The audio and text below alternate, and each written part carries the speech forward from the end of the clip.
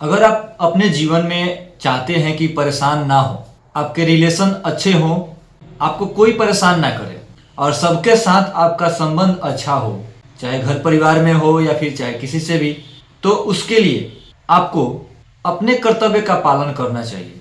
गीता जी के अनुसार मनुष्य को अपने कर्तव्य का पालन करना चाहिए, दूसरे की अधिकार की रक्षा करनी चाहिए और अपना अधिकार किसी पर नहीं जताना चाहिए। मतलब आप सिर्फ अपना कर्तव्य कीजिए, सामने वाला का क्या कर्तव्य है इस पर आपको फोकस नहीं करना है। हम लोग दुखी इसी बात से तो होते हैं कि हम किसी के लिए कुछ अच्छा सोच रहे होते हैं, कर रहे होते हैं और सामने वाला हमारे हिसाब से नहीं करता तो हम परेशान हो जाते हैं, उदास हो जाते हैं, टेंशन हो जाता है, गुस्सा भी आ जाता है और डिप्रेशन के शिकार हो जाते हैं।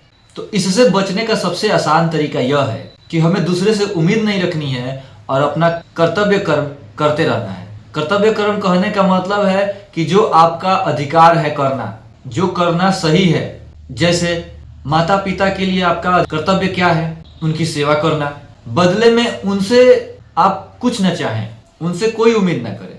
उसी तरह से कोई अब पति है तो अपने पत्नी की सेवा करे, उसको जो जरूरत है उसको पूरा करे, उससे उम्मीद ना रखे। पत्नी को भी चाहिए कि अपने पति की सेवा करे, उससे कोई उम्मीद ना रखे। इसी तरह से आप अपने सगे संबंधियों के साथ यह नियम अप्लाई करते हैं, दोस्तों के साथ या किसी के साथ भी, और बदले में किसी से कोई उम्मीद नहीं करते, सिर्फ अपना कर्तव्य कर्म करते हैं और किसी से कोई उम्मीद नहीं रखते, तो आप अपने जीवन में बहुत खुश रहेंगे। क्यों? क्योंकि आपको उम्मीद ही नहीं है।